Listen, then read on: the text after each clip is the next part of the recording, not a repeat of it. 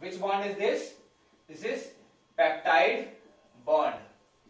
तो हम ये लिख सकते हैं कि proteins are the polymer of amino acid and protein या फिर chain of amino acid, chain of amino acids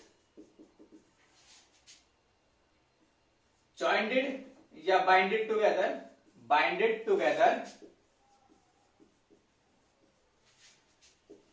by peptide bond. By which bond is? Peptide bond. ये क्लियर हो रहा है?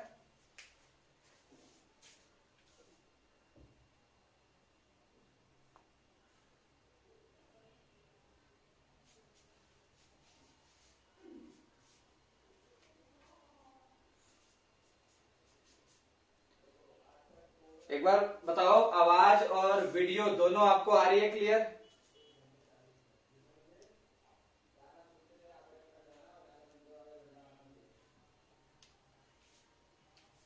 थोड़ा मेरा नेट स्लो चल रहा है, इस वजह से हो सकता है मैं थोड़ा आगे पीछे हो जाऊं।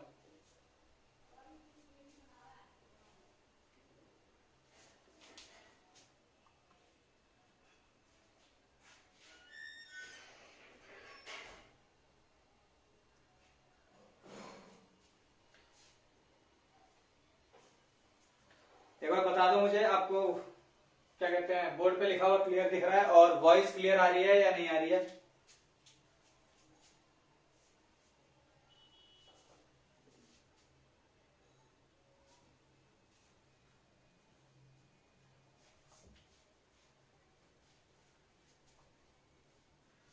चलो ठीक है, तो मेरे हिसाब से आपको आवाज आ रही है और दिख भी रहा है।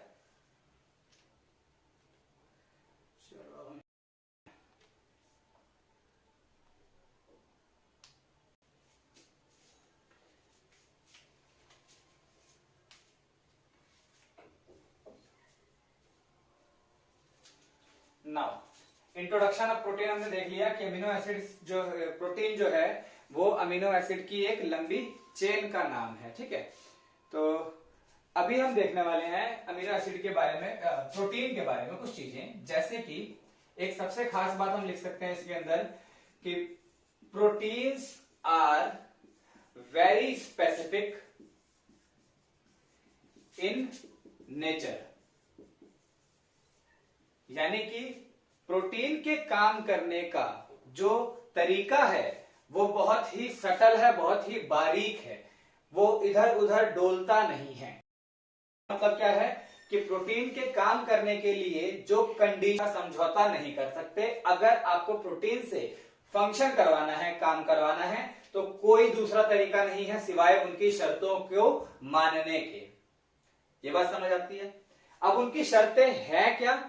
उनकी जो शर्त है वो शर्त है स्पेसिफिक, जो उनकी शर्त है वो शर्त ये है कि उन्हें चाहिए कुछ स्पेसिफिक पीएच और उन्हें चाहिए कुछ स्पेसिफिक टेम्परेचर, ठीक है ना। यानी कि प्रोटीन्स केवल तभी काम करेंगे जब वो जितना पीएच मांग रहे हैं उन्हें वो भी दिया जाए और वो जितना टेम्परेचर मांग रहे हैं उन्हें वो भी दिया जाए। अगर हम इसमें से कोई भी एक चीज प्रोटीन को नहीं देंगे तो या तो प्रोटीन प्रॉपरली फंक्शन नहीं करेगा और या तो प्रोटीन बिल्कुल भी फंक्शन नहीं करेगा, ठीक है।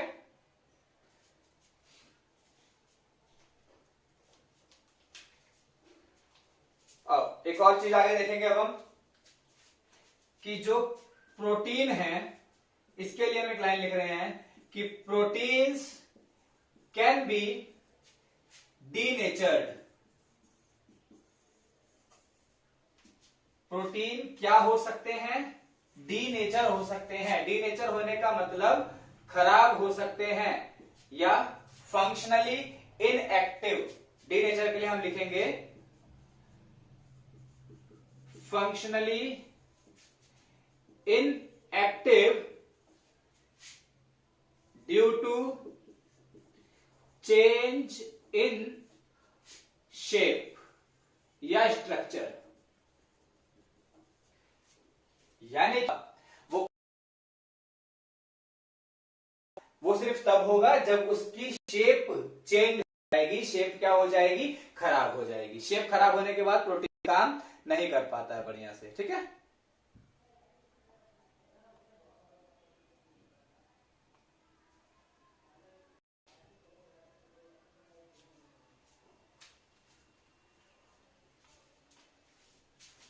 ये डी नेचर भी हो सकते हैं, और हम साथ साथ में लिखेंगे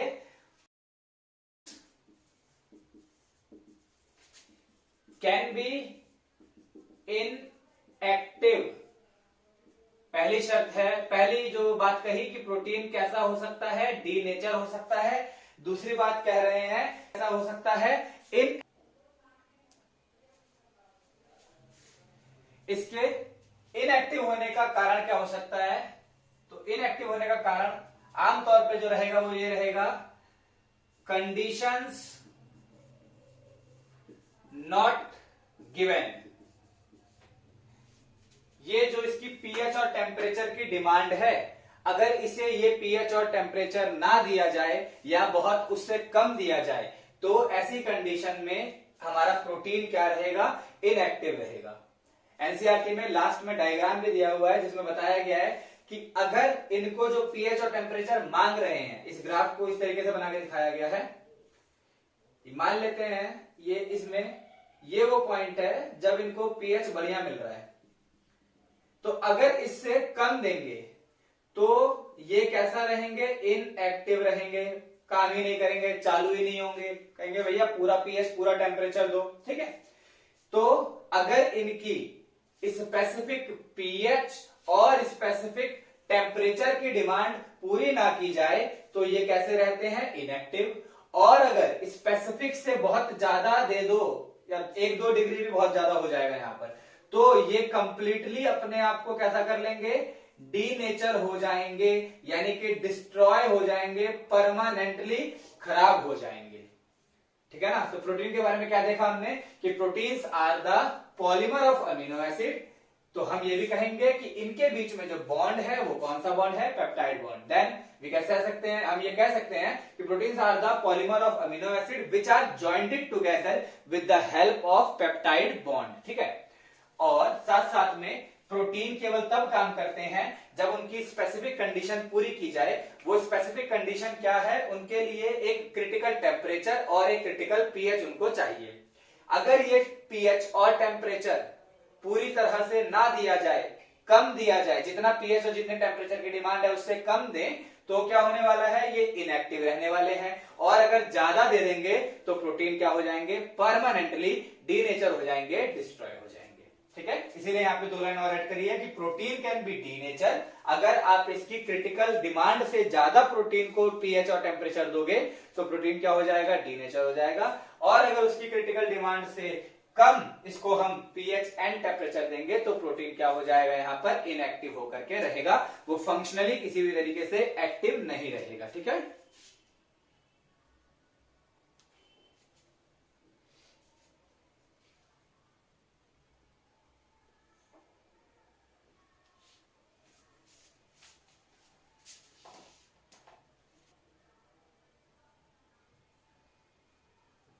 यहां तक समझ आया, एक बार जल्दी से बताओ, इसको फिर रफ कर रहा हूं, आगे बढ़ते हैं।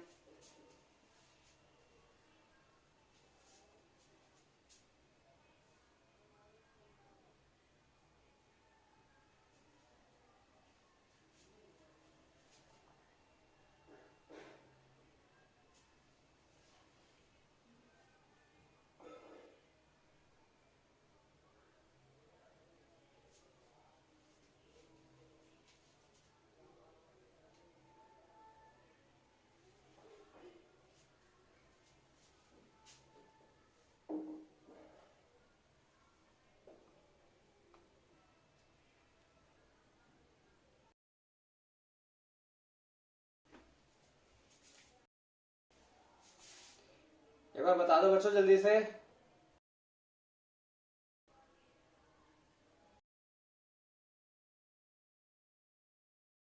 मेरा ना थोड़ा नेट स्लो चल रहा है, इसलिए तुम्हारे जो रिप्लाईज हैं वो मेरे को थोड़ा रुक रुक के मिल रहे हैं, इसीलिए मेरे को पता नहीं चल पा रहा है। मैं थोड़ा क्वालिटी ऑफ वीडियो को थोड़ा सा अपनी तरफ से डाउन कर लूंगा ताकि मेरे को आवाज और वॉइस दोनों टाइम पर मिले।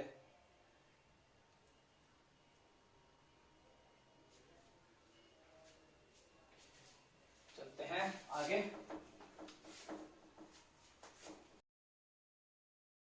तो अब आप लोग हेडिंग डाल सकते हो क्लासिफिकेशन ऑफ अमीनो एसिड की क्लासिफिकेशन ऑफ प्रोटीन कि हमारे पास प्रोटीन कितने तरह के हैं। ठीक है, तो सबसे पहले प्रोटीन को क्लासिफाई करेंगे आज हम on the basis of the composition कि प्रोटीन किस चीज से मिलकर बना है। इस चीज के बेस पे अगर हम क्लासिफाई करें तो प्रोटीन कितने तरह का आएगा, अभी हम ये देखने वाले हैं। देखो सबसे पहले तो अब हम देख रहे हैं on the basis of composition. ठीक है, इनकी संरचना के आधार पर, इनकी कंपोजिशन के आधार पर प्रोटीन कितने तरह के हैं अब हमें यह देखना है। इसका जवाब है कि हमारे पास कंपोजिशन के बेस पे प्रोटीन है 2 तरह के। ठीक है, कितने तरह के हैं? 2 तरह के। पहला प्रोटीन है हमारे पास सिंपल प्रोटीन और दूसरा है हमारे पास कॉन्जुगेटेड। दूसरा है हमारे पास बच्चों कौन से? कॉन्जुगेटेड।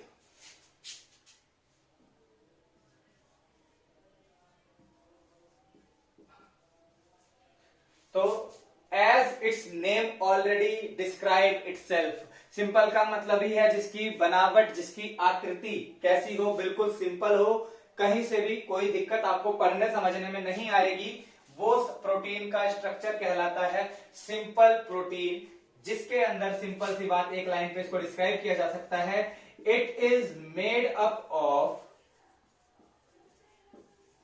ओनली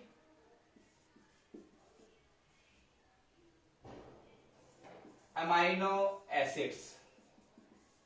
ये बात सही है कि प्रोटीन जो है वो अमीनो एसिड की चेन है, ये बात बिल्कुल ठीक है कि it is the chain of amino acid, but सिर्फ अमीनो एसिड ही नहीं है, इसको जोड़ने के लिए यहां पर और भी कई तरह के स्ट्रक्चर, एलिमेंट या कई तरह के एटम्स की हमें और आवश्यकता होती है। ठीक है, तो ऐसी चीजें या ऐसा प्रोटीन जिसमें सिर्फ अमीनो एसिड को जोड़ने वाली चीजें हैं और अमीनो एसिड है, जैसे बॉन्ड है या कोई एटम है जो अमीनो एसिड के लिए है, अमीनो एसिड का एटम है, तो बेसिकली वो तो अमीनो एसिड का ही पार्ट है।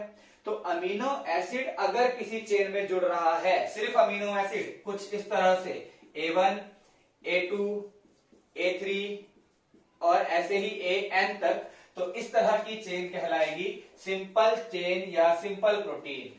वहीं पर वेयर अगर हम बात करें कॉन्जुगेटेड प्रोटीन की, तो इसके लिए हम कह सकते हैं इसके अंदर it is not the chain of only amino acid, it have attached an additional prosthetic group. इसके अंदर क्या अटैच होता है? एक प्रोस्थेटिक ग्रुप अटैच होता है। तो हम लिख सकते हैं an additional prosthetic group also attached in the chain of amino acids। क्या मतलब है इस लाइन का?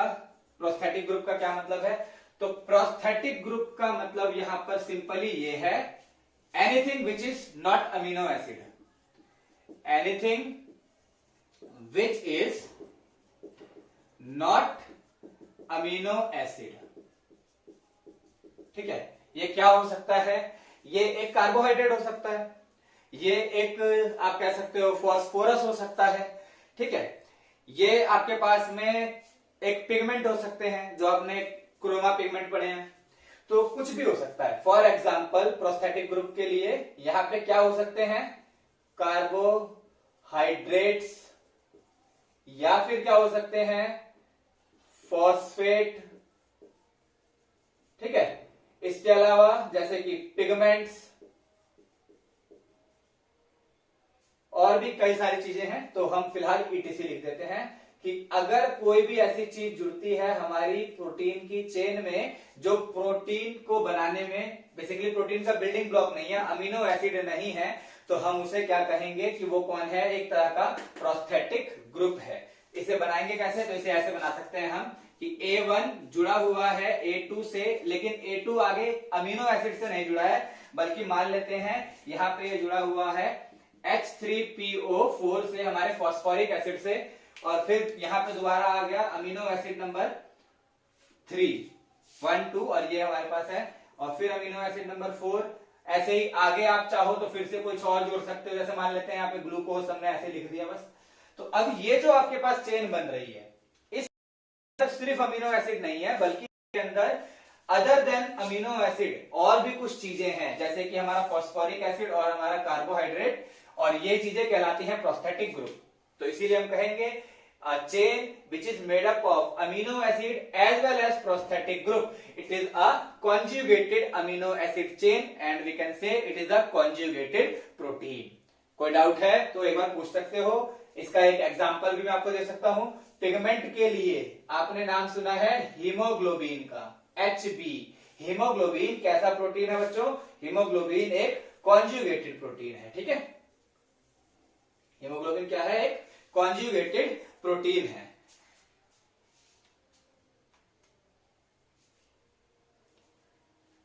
और आप जो एग देखते हो, एग के अंदर योक होता है ना, एग के अंदर बीच में येलो कलर का योक होता है। ये योक भी दरअसल एक तरह का प्रोस्थेटिक ग्रुप है, या एक तरह का आप कह सकते हो कॉन्जुगेटेड प्रोटीन है। ये योक भी किसका एग्जाम्पल है, कॉन्जुगेटेड प्रोटीन का एग्जाम्पल है, ठीक है। यहां तक अगर क्लियर हुआ है तो एक बार मुझे फटाफट बता दो, फिर मैं आगे चलता हूं। क्लासिफिकेशन करेंगे अमीनो एसिड का on the basis of their function.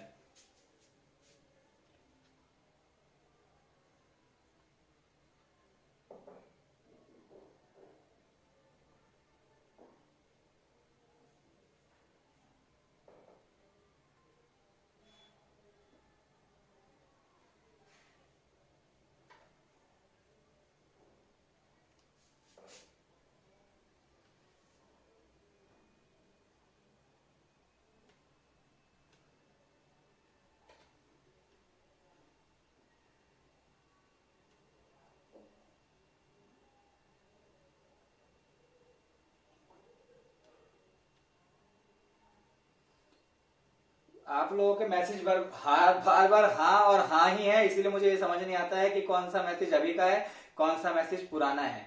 तो एक बार थम्स अप देकर बता सकते हो, कोई इमोजी वगैरह सेंड कर सकते हो कि मेरे को समझ आ जाएगा कि हाँ इसी वक्त का है ये मैसेज आपका।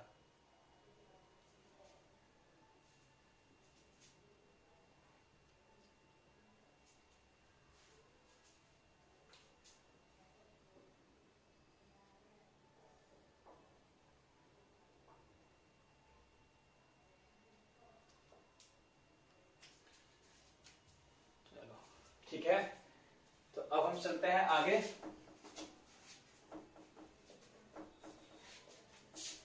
अब हम देखेंगे classification of amino acid on the basis of the function, कि अगर फंक्शन के बेस पे अमीनो एसिड्स प्रोटीन्स को, बेसिकली प्रोटीन मेरे मुंह से अमीनो एसिड निकल रहा है बार बार, हम कहते हैं। अब हम देखेंगे classification of protein on the basis of function, ठीक है, on the basis of functions.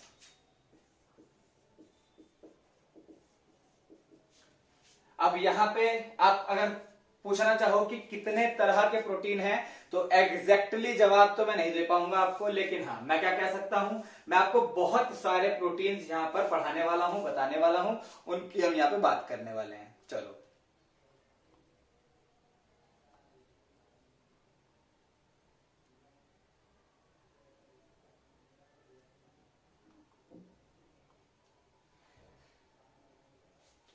देखो बच्चों, सबसे पहला हमारे पास जो प्रोटीन है on the basis of their function, हम उसे कहते हैं स्ट्रक्चरल प्रोटीन। कौन सा नाम देंगे उसको हम, स्ट्रक्चरल प्रोटीन,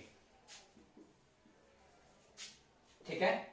अगर स्ट्रक्चर के बेस पे बात कर रहे हैं तो हम कह सकते हैं कि ऐसे प्रोटीन के बारे में बात की जाएगी जो दरअसल बॉडी को बनाने में मदद करेगा, या सेल के अंदर जो स्ट्रक्चरल पार्ट है उसके अंदर अपना रोल प्ले करेगा। आपकी बॉडी में बहुत ज्यादा मात्रा में पाया जाने वाला एक प्रोटीन है जिसका नाम है कोलेजन। क्या नाम है बच्चों? कोलेजन। आपकी बॉडी में भर भर के सबसे ज्यादा, जहां कुछ हमें बॉडी को जरूरत होती है कुछ ऐड करने की, खाली जगह भरने की, वहां पर ह्यूमन बॉडी के अंदर क्या भर दिया गया है नेचर के द्वारा? वहां पे भर दिया गया है आपका कोलेजन। तो इस कोलेजन को दरअसल आपकी बॉडी के अंदर स्ट्रांगनेस और खाली कैविटी को भरने के लिए बहुत यूज किया जाता है। तो कोलेजन एक तरह का प्रोटीन है। कैसा प्रोटीन है? स्ट्रक्चरल प्रोटीन है, ठीक है ना। और ये सबसे ज्यादा होता है किसी भी एनिमल में, तो बाकी प्रोटीन के मुकाबले सबसे ज्यादा है, इसलिए हम लिख सकते हैं it is maximum in animal. किसी भी एनिमल में सबसे ज्यादा मात्रा में पाया जाने वाला प्रोटीन है हमारे पास कोलेजन, ठीक है। होप ये आपको समझ आया होगा। इसके अलावा आपके बालों में और हमारे हेयर्स के, हमारे फिंगर्स के ऊपर जो नेल्स हैं या हमारे पैरों में जो नेल्स हैं, इनके अंदर भी एक प्रोटीन होता है जिसका नाम है कैरेटीन। क्या नाम है सर? इसका नाम है कैरेटीन। तो कैरेटीन कहां कहां पे आमतौर पे आपको मिल जाएगा? हेयर एंड नेल्स, ठीक है ना। हेयर्स और नेल्स में आपको जो प्रोटीन मिलेगा वो कौन सा है? कैरेटीन, ठीक है। इसके अलावा आप प्लांट फिजियोलॉजी में प्रोटीन्स के बारे में पढ़ने वाले हो और आप फोटोसिंथेटिक साइकिल पढ़ोगे। उसके अंदर आप एक बहुत ही इंपॉर्टेंट नाम पढ़ोगे जिसे हम कहते हैं रूबिस्को। क्या नाम है? रूबिस्को। प्लांट के अंदर है ये रूबिस्को। ये भी एक बहुत ही इंपॉर्टेंट स्ट्रक्चरल प्रोटीन है। तो 3 एग्जांपल हमने पढ़ लिए किसके? स्ट्रक्चरल प्रोटीन के, जो क्या प्रोवाइड कराएंगे हमारी बॉडी को, या हमारी नहीं किसी भी ऑर्गेनिज्म की बॉडी को स्ट्रक्चर देने में मदद करते हैं, ठीक है। इसके अलावा आओ तो अब हम देखते हैं दूसरा प्रोटीन हमारे पास कौन सा है। दूसरा प्रोटीन हमारे पास हो सकता है रिसेप्टर वाला।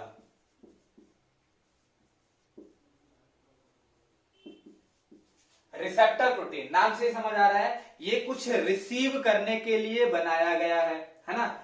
ये प्रोटीन आपको मिलेगा बायफॉस्फोलिपिड लेयर के अंदर, या बेसिकली प्लाज्मा मेम्ब्रेन के अंदर सबसे आसानी से मिल सकता है। इसमें मिलेगा प्लाज्मा मेम्ब्रेन में। क्योंकि अगर आपको याद हो तो आपने पढ़ा है सेल वाले चैप्टर में कि प्लांट सेल के पास में या एनिमल सेल के पास में हम जो बात कर रहे हैं, इसके प्लाज्मा मेम्ब्रेन में कुछ स्पेशल टाइप ऑफ प्रोटीन होते हैं जो बनाए गए हैं मैसेज को अंदर की तरफ डिलीवर करने के लिए। हमने पढ़ा था इस तरह से ये रोटेट हो जाएगा और ये वाला मॉलिक्यूल जो बाहर हमारा मैसेज मॉलिक्यूल है या हार्मोन है या केमिकल है, जब ये रोटेट करेगा तो हमारा ये मॉलिक्यूल कुछ इस तरह से अंदर की तरफ आ जाएगा, है ना। ए वाली साइड और बी वाली साइड में ए वाली अंदर आ गई, बी वाली बाहर चली गई, क्योंकि ये प्रोटीन क्या कर गया? ऐसे शिफ्ट कर गया, या इस तरह से हम कह सकते हैं पूरा क्लॉकवाइज ये रोटेट कर गया। तो ये जो आपका प्रोटीन है यही प्रोटीन है रिसेप्टर प्रोटीन। कौन सा प्रोटीन है ये? दिस इज रिसेप्टर प्रोटीन, ठीक है। तो ये कहां मिलेगा आपको? ये मिल जाएगा आपको फाउंड इन सेल मेम्ब्रेन। इसमें मिलेगा आपको आसानी से, सेल मेम्ब्रेन के अंदर मिल सकता है। और भी कई जगह मिलेगा जहां जहां रिसीविंग की आपकी जरूरत पड़ेगी प्रोटीन की, मसल्स के अंदर जहां पे सिनेप्सिस बनते हैं वहां भी प्रोटीन पाए जाते हैं। तो वो प्रोटीन जो आपके बॉडी में मैसेज को, हार्मोन को, केमिकल को, स्टिमुलस को रिसीव करने का काम करें। क्या क्या रिसीव कर सकते हैं? बहुत सारी चीजें हैं। कोई मैसेज हो सकता है, कोई हार्मोन हो सकता है, ठीक है, कोई एंटा एसिड, या आपने पढ़ा है उसमें एंटीऑक्सीडेंट जो है वो हो सकते हैं। तो कोई आपके एंटीऑक्सीडेंट, ठीक है, या कोई केमिकल, या ईटीसी में लिख सकता हूं क्योंकि हमारी बॉडी में बहुत सारी चीजें हैं। इन सबको जो रिसीव करने के लिए बनाया गया प्रोटीन वो कौन सा है? That is receptor protein. अब इसके अलावा देखते हैं, इसके अलावा हमारे पास एक बहुत ही इंपॉर्टेंट प्रोटीन है जिसका नाम है एंजाइम। बहुत ही डिटेल में बायोमोलिक्यूल के अंदर हम इसको पढ़ने वाले हैं, ठीक है। तो इसके लिए यहां पे हम बहुत ज्यादा समय नहीं देंगे क्योंकि पूरा सेपरेट टॉपिक ही है इसके ऊपर। बट फिलहाल आप इतना समझ सकते हो कि डीएनए से बनाया जाता है एमआरएनए, जो कि आपने पढ़ा था ट्रांसक्रिप्शन के द्वारा बनता है। कौन सा प्रोसेस था? This is transcription. इस डीएनए को आप एक जीन भी कह सकते हो, ठीक है ना। और हमने पढ़ा था ह्यूमन बॉडी के अंदर लगभग कितने जीन हैं? 30,000 जीन मौजूद हैं। तो हमारी बॉडी के अंदर 30,000 जीन जो हैं, दरअसल वो अपने लिए क्या बनवा रहे होंगे? एमआरएनए। फिर एमआरएनए से आगे वो जाएगा किसके पास में? राइबोसोम के पास, और एक प्रोसेस करेगा जिसका नाम क्या है? ट्रांसलेशन। और आगे जाके बनेंगे प्रोटीन। आगे जाके क्या बनेंगे? प्रोटीन। इन प्रोटीन को 3D स्ट्रक्चर में हम जब फोल्ड कर देंगे, कैसे स्ट्रक्चर में फोल्ड करेंगे? 3D स्ट्रक्चर की फोल्डिंग, 3D फोल्डिंग।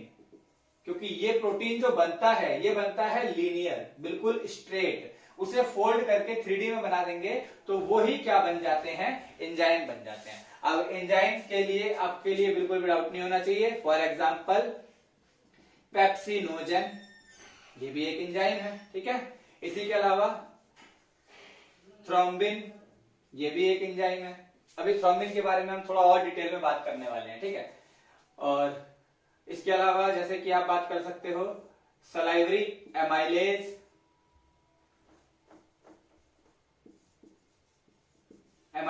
ये भी एक तरह का क्या है? एंजाइम है, ठीक है। तो मैंने जो बात कही थ्रोम्बिन की, इसकी हम थोड़ी सी और डिटेल में भी बात करने वाले हैं जब मैं अभी इसी के अंदर एक दो पॉइंट आगे बढ़ाता हूं वहां तक के लिए, ठीक है। इसके अलावा प्रोटीन का एक और फंक्शन हमें पढ़ रहा है अभी, वो फंक्शन है स्टोरेज का। प्रोटीन को किस चीज के लिए यूज किया जा सकता है? स्टोरेज के लिए यूज किया जा सकता है। किया जा नहीं सकता है, किया ही जाएगा। केसीन एग्जाम्पल है इसका। केसीन किसका एग्जाम्पल है? स्ट्रक्चरल प्रोटीन का, ठीक है। स्पेलिंग मिस्टेक है, EIN है, this is EIN, casein. Ovum albumin, वो भी क्या है?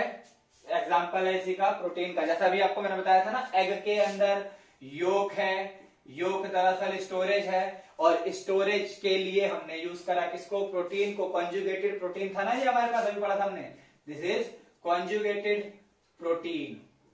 फंक्शन के बेस पे फिलहाल हमने अभी 4 पढ़े हैं, अभी हम और भी पढ़ने वाले हैं। इन चारों में कोई डाउट है या कोई दिक्कत है तो पूछो, अदरवाइज मुझे थम्स अप या समझ आ गया इस तरीके से एक बार मैसेज लिख के भेज दो, मेरे को एग्जैक्टली समझ आ जाएगा। क्योंकि फिर वही मैसेज अगर प्रीवियस की तरह सेम होंगे तो मैं समझ नहीं पाऊंगा।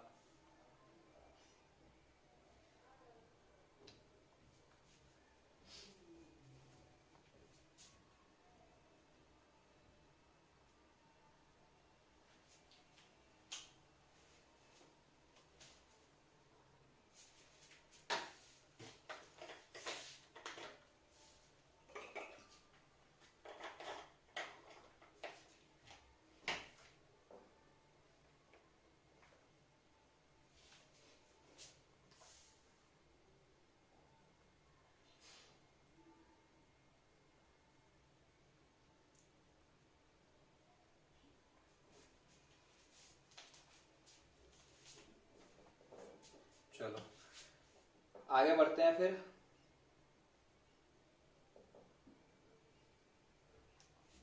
इसको रख करते हैं। चलो अब देखेंगे इन 4 के अलावा और कौन कौन से प्रोटीन हमारे पास हैं। थोड़ी मेरी आवाज आपको कम आ रही होगी, पर उसका कारण ये है कि मेरा माइक पहले काम कर रहा था और जैसे ही क्लास की बिल्कुल टाइम बिल्कुल क्लास का पास आया, उसके बाद माइक के अंदर पता नहीं क्यों नॉइस आ रहा है। तो मैं बिना माइक के इस समय डायरेक्टली फोन के कैमरा से आपसे इंटरेक्ट कर रहा हूँ, इसलिए जानबूझ के थोड़ा तेज भी बोल रहा हूँ कि शायद आपको आसानी से सुनाई दे। अब पता नहीं मुझे कि सुनाई कितना क्लियर दे रहा है, पर होप है कि आपको कम से कम पढ़ने लायक की आवाज तो आ रही होगी। एटलीस्ट इतनी तेज तो मैं बोलने की कोशिश कर ही रहा हूँ इस समय। देखो स्टोरेज के बेस पे पढ़ा है। अगला है हम प्रोटीन का और कहाँ यूज कर सकते हैं या किस रूप में हमें और प्रोटीन मिलता है। तो और हमें मिल सकता है हार्मोन के रूप में, ठीक है। और हमें प्रोटीन किस रूप में मिल सकता है? हार्मोन्स के रूप में। अब मुझे नहीं लगता कि आपको हार्मोन का भी एग्जाम्पल पता ही नहीं होगा, ये तो बहुत मुश्किल है, सबको पता होता है। तो कुछ जैसे कि TSH है ना, ADA, क्या है एडीए की फुल फॉर्म? कोई बताएगा मुझे? आप में से कोई अगर मुझे बताए what is ADA stand for, कौन बता सकता है?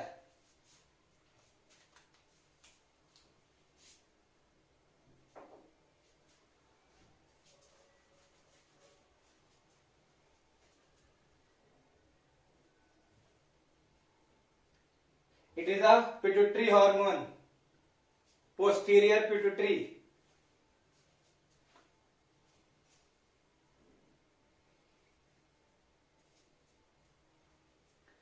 अरे बताओ बताओ, कोई बात नहीं, जल्दी बताओ।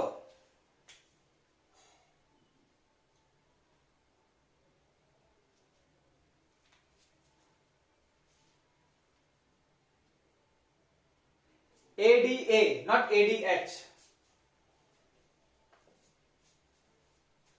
सॉरी, शायद मैं गलत हूं, आप सही हो। इट इज एडीएच, मैं गलत पढ़ रहा हूं, लिखा मैंने एडीएच ही है।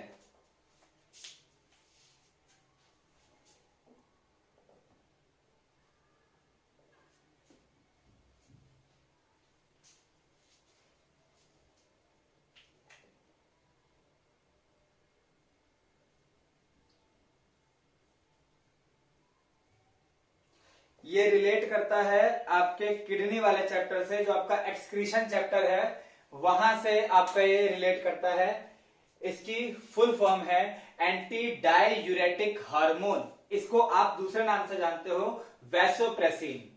ठीक है, और आपने इसको पढ़ा है या आप इसको पढ़ने वाले हो एक्सक्रीशन के अंदर, रास मैकेनिज्म के अंदर। ठीक है ना, कि रास मैकेनिज्म में इसका किस तरीके से यूज होता है, तो हम वहां पे इसके बारे में अच्छे से पढ़ेंगे। बहुत बढ़िया, चलो किसी स्टूडेंट ने जवाब दिया है, विनीत ने, बहुत बढ़िया। चलो आगे चलते हैं। इसके अलावा हमने और हार्मोन देख सकते हैं, जैसे कि ग्रोथ हार्मोन है ना हमारे पास, जीएच हार्मोन है। अच्छा, क्या आपको पता है हमारे हार्ट के द्वारा भी एक हार्मोन बनाया जाता है? कोई बताएगा मुझे? चलो चेक करते हैं कौन बताने वाला है।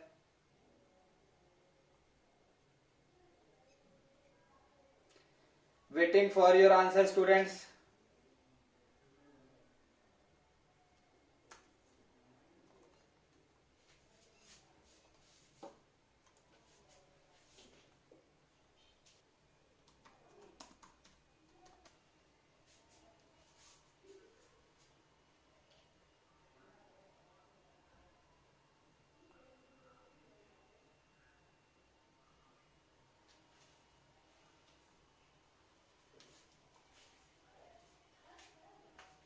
कोई जवाब मुझे मिला नहीं, तो चलो मैं लिख देता हूं। इट इज ए, कुछ भी आप इसे कह सकते हो, ठीक है ना।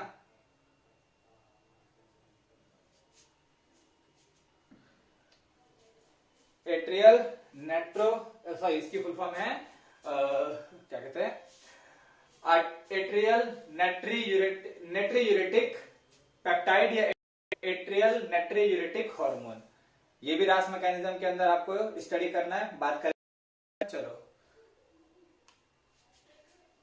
तो हार्मोन की बात डिटेल में करनी है, क्योंकि इसके पास भी हमारे पास एक अलग से चैप्टर है हार्मोन का, इसीलिए यहाँ इन बातों को थोड़ा है।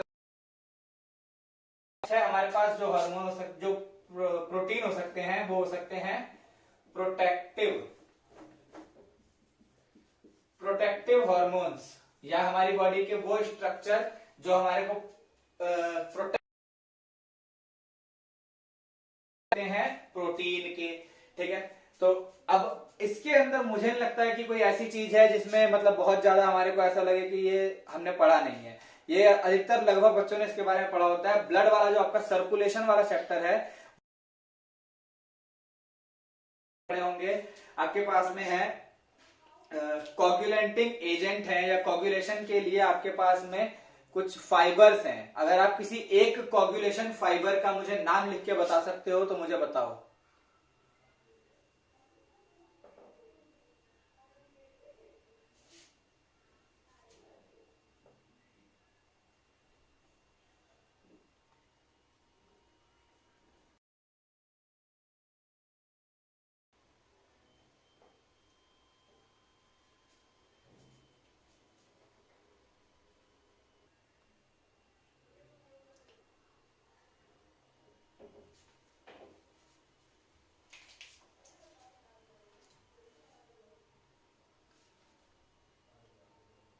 कोई तो जवाब दो बच्चों। आपके ब्लड में ऐसा कौन सा पिगमेंट प्रोटीन या ऐसी कौन सी चीज है जो ब्लड को कोगुलेट करवाती है, ब्लड को थक्का, खून का थक्का जमाने में मदद करती है? मैं प्लेटलेट्स की बात नहीं कर रहा हूं, प्लेटलेट्स सेल है, मैं प्रोटीन की बात कर रहा हूं। ऐसा कौन सा प्रोटीन है?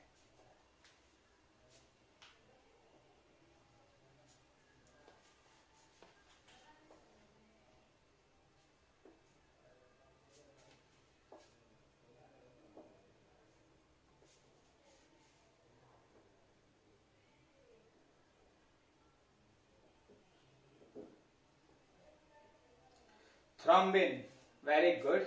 और कुछ? बहुत बढ़िया जवाब है ये, थ्रोम्बिन। फर्स्ट है हमारे पास थ्रोम्बिन। थ्रोम्बिन एक एंजाइम भी है, प्रोटीन है बेसिकली, एंजाइम भी है, ठीक है ना। इसी के बारे में मैंने कहा था आपको मैं बताऊंगा अभी, फिब्रिन। थ्रोम्बिन के बारे में बात कर रहे हैं। दूसरा है आपके पास फिब्रिन। दूसरा कौन सा है बच्चों? फिब्रिन। अब देखो, जो आपके थ्रोम्बिन और फिब्रिन है, ये दोनों एक दूसरे से रिलेटेड है। कैसे रिलेटेड है? तो हमारी बॉडी में लिवर जो है वो एक प्रोटीन बनाता है। क्या बनाता है? एक प्रोटीन बनाता है जिसका नाम है फिब्रिनोजेन। ये ब्लड के अंदर कैसा रहता है? ये ब्लड के अंदर रहता है सॉल्यूबल, ठीक है।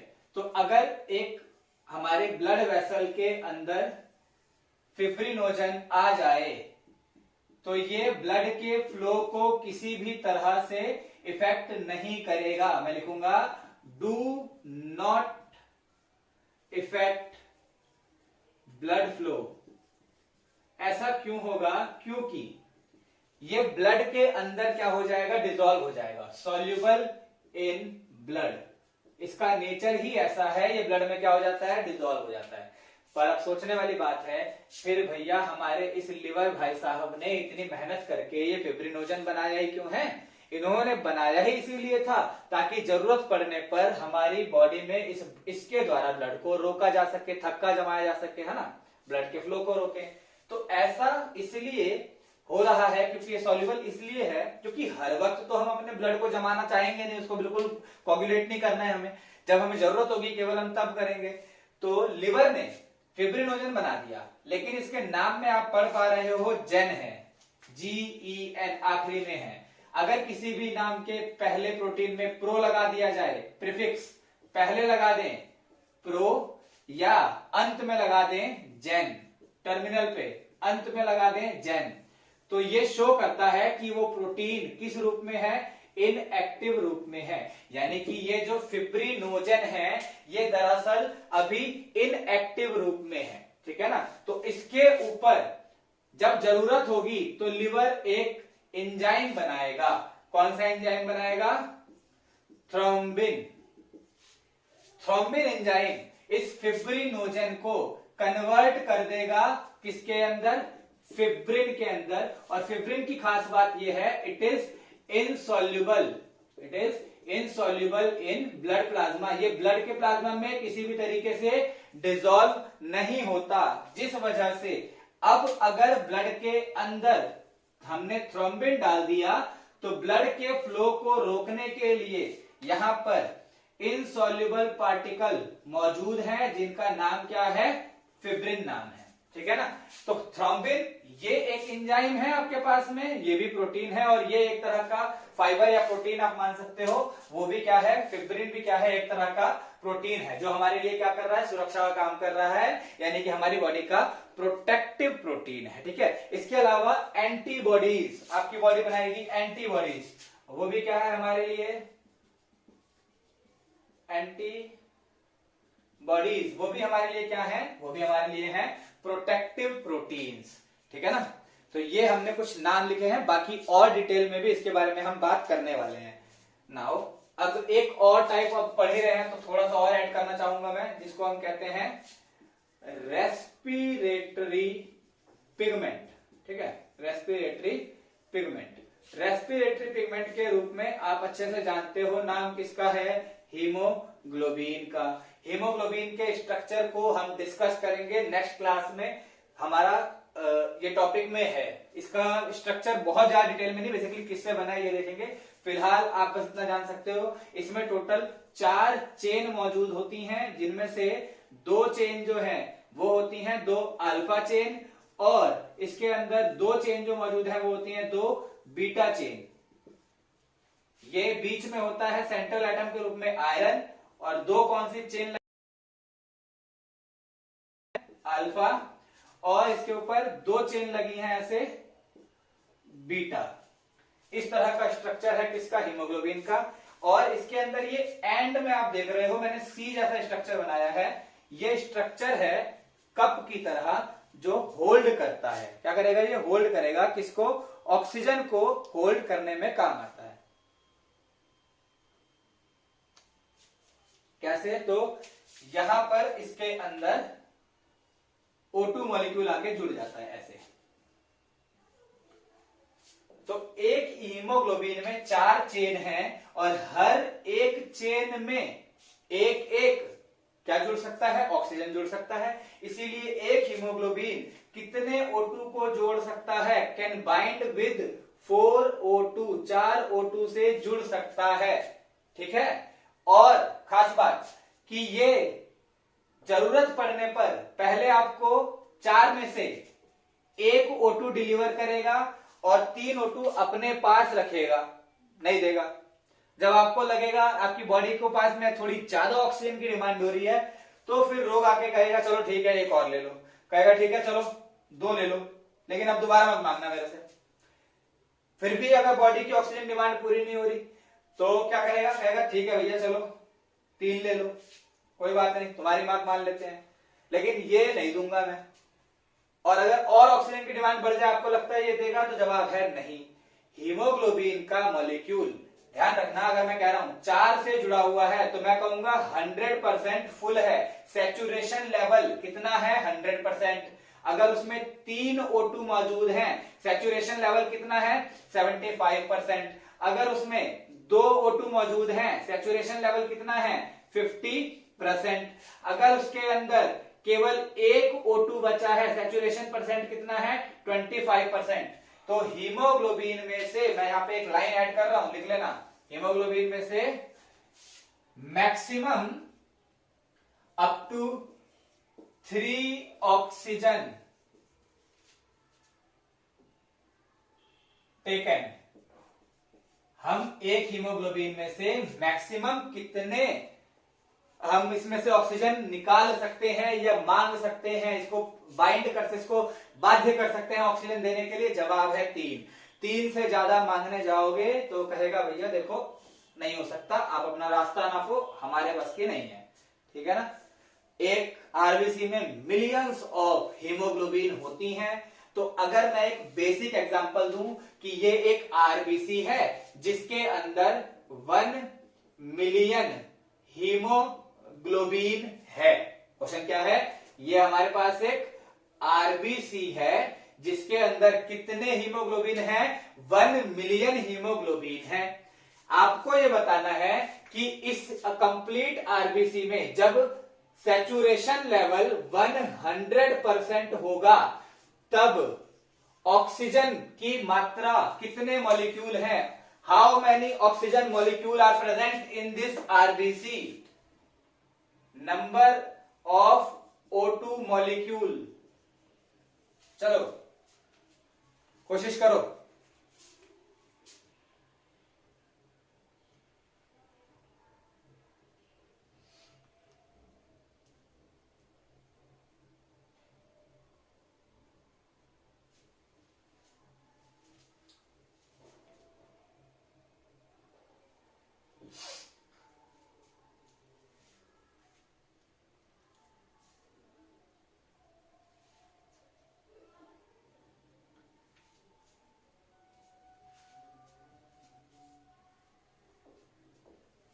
अगर क्वेश्चन क्लियर ना हो, समझ ना आया हो, कुछ डाउट है तो एक बार मेरे से पूछ लो, और अगर समझ आ गया है तो जो भी सही गलत जैसा आपको लगता है एक बार जवाब दो।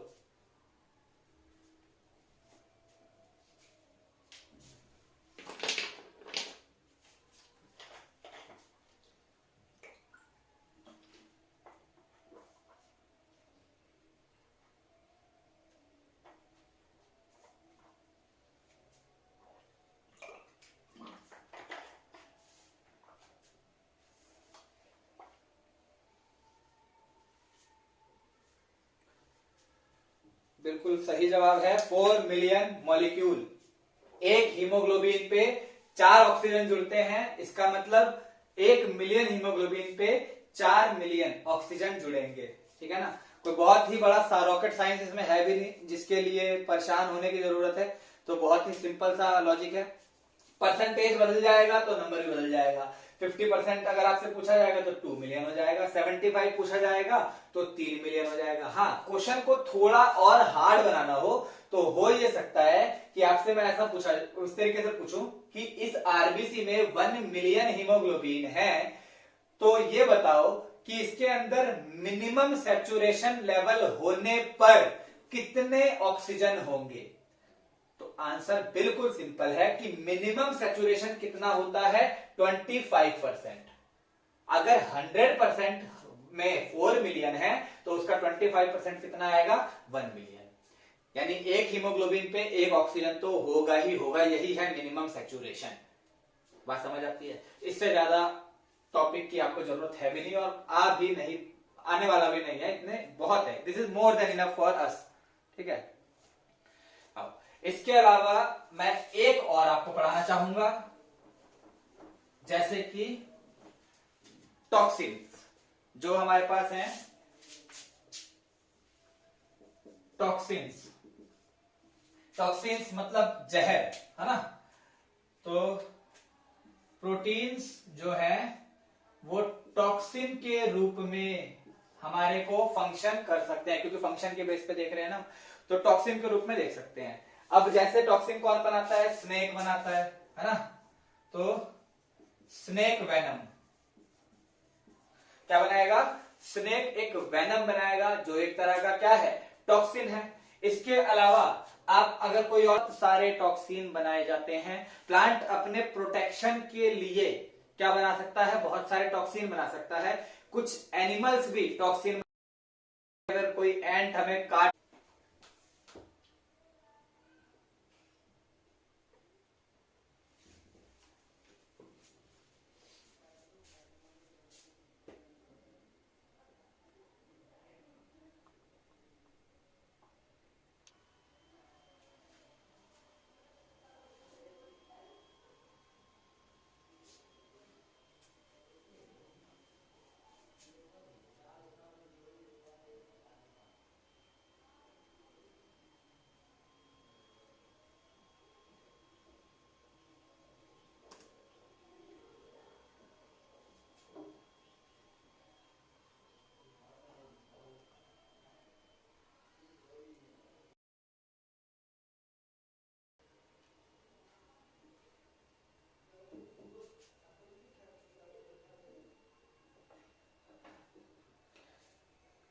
टेलीकास्ट हो रहा है या रुक गया, मुझे खुद ही कंफ्यूजन है, पता नहीं क्या दिक्कत है।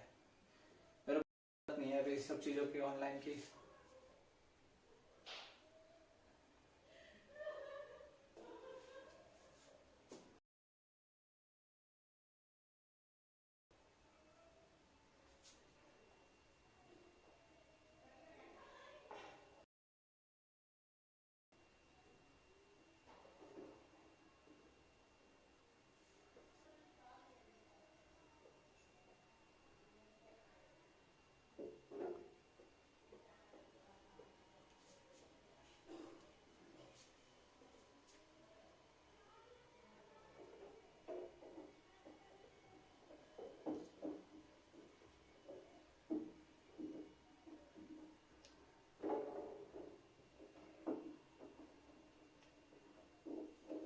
एक बार बताओ यार, आपको आवाज आ रही है या नहीं आ रही है? क्योंकि अगर आवाज ही नहीं आ रही है या टेलीकास्ट रुका हुआ है तो फिर मैं बढ़ के आगे करूंगा क्या? क्योंकि शायद ना मेरा इंटरनेट का स्पीड फ्लक्चुएट कर रहा है, इसीलिए मुझे यहाँ पे पॉपअप हो रहा है कि it is very danger for internet speed, connection टूट सकता है।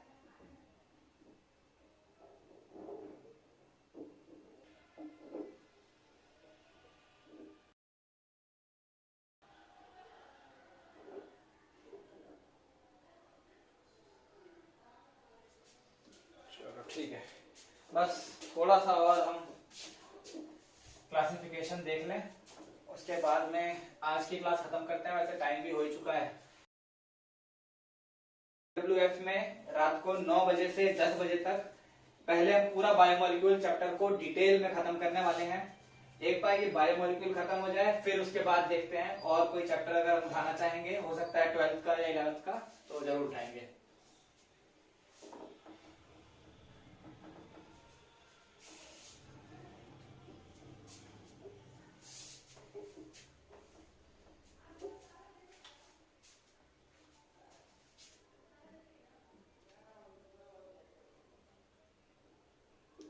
वीडियो रुक जा रहा है, मेरे को भी लग ही रहा है ऐसा। कोई बात नहीं, बस थोड़ी सी चीज जान लो क्लासिफिकेशन, ताकि नेक्स्ट क्लास में स्ट्रक्चर बता पाऊं मैं सीधा। स्ट्रक्चर के बेस पे आपको पता ही है 3-4 तरह के हैं। पहला है 1 डिग्री जिसे हम कहते हैं प्राइमरी, ठीक है। दूसरा है 2 डिग्री यानी कि सेकेंडरी, ठीक है। इसी तरीके से तीसरा है 3 डिग्री यानी कि टर्शियरी, क्या कह सकते हैं इसको हम, दिस इज टर्शियरी। चौथा है 4 डिग्री, इट इज 4 डिग्री जिसे हम कहते हैं क्वार्टरनरी। इसे हम क्या कहते हैं, इसे हम कहते हैं क्वार्टरनरी, ठीक है। 4 तरह के स्ट्रक्चर है, primary, secondary, tertiary and quaternary. इसमें से जो सेकेंडरी है ये भी 2 तरह के हैं, एक है अल्फा हेलिक्स और एक है हमारे पास में बीटा हेलिक्स। देखो स्ट्रक्चर के बेस पे हमारे पास पढ़ लिया हमने, उसके बाद में हमने देखा था कि फंक्शन के बेस पे कैसे हैं। अब हम देख रहे हैं कि अमीनो एसिड्स हमारी बॉडी में जो स्ट्रक्चर बनाते हैं डिफरेंट डिफरेंट, वो टोटल कितने तरह के बनाते हैं। तो टोटल 4 तरह के स्ट्रक्चर बनाते हैं, primary, secondary, tertiary and quaternary, ठीक है। और एक बहुत ही स्पेशल बात कि ये सब करने में कितने अमीनो एसिड की हमें जरूरत होती है, कितने तरह के अमीनो एसिड हैं जो ये सब कर सकते हैं हमारी बॉडी में। तो हम लिख रहे हैं only 20 amino acids, 20 amino acids can involve, या आर इन्वॉल्व लिखते हैं, are involve in protein synthesis. बाकी अमीनो एसिड्स और कई जगह रूल आपके काम आ सकते हैं। आप कई बार किताब या कुछ ऑनलाइन आर्टिकल्स देखोगे तो उसमें आपको दिखेगा कि 22 हैं, 21 हैं, एनसीईआरटी की बात मान के चलेंगे 20 हैं। तो 20 अमीनो एसिड हैं जो दरअसल अलग अलग सीक्वेंस में जुड़ते हैं, अलग अलग तरह के स्ट्रक्चर बनाते हैं। और क्या बनाते हैं, primary, secondary, tertiary and quaternary type का स्ट्रक्चर बनाते हैं। थोड़ा थोड़ा बस एक डायग्राम इनके अंदर रफ सा भी बना लो, बाकी सब हम नेक्स्ट क्लास में करने वाले हैं। प्राइमरी वाले में क्या होता है, अमीनो एसिड की चेन्स ऐसे लीनियर जुड़ी होती है, कैसे दिख नहीं रहा होगा क्लियर, मैं इससे बनाता हूं। अमीनो एसिड की चेन ऐसे लीनियर जुड़ी हुई है, 2D स्ट्रक्चर। कैसा स्ट्रक्चर, 2D, 2 डायमेंशनल स्ट्रक्चर है तो प्राइमरी है, ठीक है। हेलिक्स में क्या है, यही चेन, अब देखो चाहे आपका सेकेंडरी हो, टर्शियरी हो, क्वार्टरनरी हो, चेन यही रहेगी प्राइमरी वाली। प्राइमरी वाले की फोल्डिंग डिसाइड करेगी कि ये सेकेंडरी है, टर्शियरी है या क्वार्टरनरी है। तो इसको अलग कर देते हैं। अगर ये प्राइमरी चेन ऐसे अरेंज हो जाए तो हम कहेंगे हेलिक्स है। कौन सा हेलिक्स है, अल्फा हेलिक्स है। अगर ये प्राइमरी चेन शीट्स बनाए, जैसे कि ये एक शीट ये रही इस तरह से, एक के ऊपर एक शीट ये रही, दूसरी शीट ये रही, तीसरी शीट ये रही। अगर इस तरह से शीट के रूप में आ जाए तो क्या कहते हैं, इसे हम बीटा हेलिक्स। दोनों के दोनों कैसे हैं, 2 डिग्री, यानी कि ये भी दोनों कैसे हैं, 2 डायमेंशनल स्ट्रक्चर है। ये बात समझ आती है आपको। अगर बिल्कुल लीनियर है तो क्या बोलेंगे आप इसको, प्राइमरी। अगर ये कॉइल्ड है तो क्या बोलेंगे, अल्फा हेलिक्स। अगर ये शीटेड है, शीट के ऊपर बना रहा है, तो हम इसे कैसा कहेंगे, बीटा हेलिक्स। और अगर यही चेन, यही प्राइमरी चेन एक 3D स्ट्रक्चर बनाए, कैसा स्ट्रक्चर बनाए, 3D स्ट्रक्चर, जो कुछ इस तरह से दिखेगा, जिसके अंदर आप देखोगे कुछ ऐसे शेप बनेंगे। हम डिटेल में इसकी नेक्स्ट क्लास में बात करने वाले हैं। एक्टिव साइट्स होंगी ये। इस तरह का स्ट्रक्चर क्या कहलाएगा? 3D स्ट्रक्चर कहलाएगा। ठीक है, क्वार्टरनरी में स्ट्रक्चर तो वैसे यही रहने वाले हैं, और ज्यादा कॉम्प्लेक्स हो जाएगा, बट वो मल्टीपल चेन्स जुड़ जाती हैं। जैसे कि आपका एग्जांपल है हीमोग्लोबिन का, जिसमें 2 अल्फा और 2 बीटा चेन आपस में जुड़ती हैं। ठीक है ना, 2 अल्फा चेन और 2 बीटा चेन इसमें जुड़ती हैं। तो यहां तक हम आज की क्लास को खत्म करते हैं। तो नेक्स्ट क्लास हमारी अब आज होगी। आज क्या दिन है हमारे पास? आज है फ्राइडे। तो नेक्स्ट क्लास मंडे को 9 बजे से, शाम को रात को 9 बजे से 10 बजे तक हम फिर आगे शुरू करेंगे, प्रोटीन के स्ट्रक्चर को खत्म करेंगे। और अगला टॉपिक में भी अब हम उठा सकते हैं कार्बोहाइड्रेट, या अगर ठीक लगता है तो हम डीएनए या बाकी चीज को भी देख सकते हैं। तो with this hope that you all are doing well. चलो, लेट्स साइन ऑफ।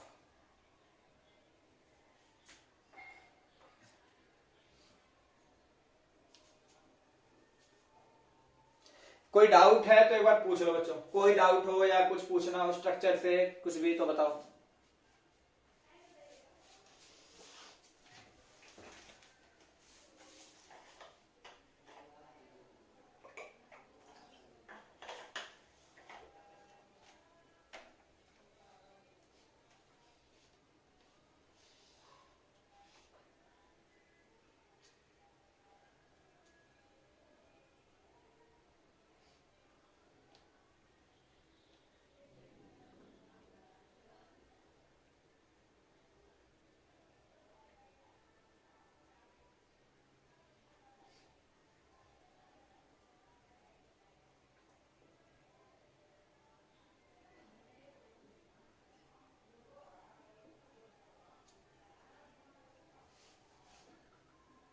चलो, क्योंकि कोई सवाल अब किसी ने पूछा नहीं है तो ठीक है, अब वीडियो एंड करते हैं।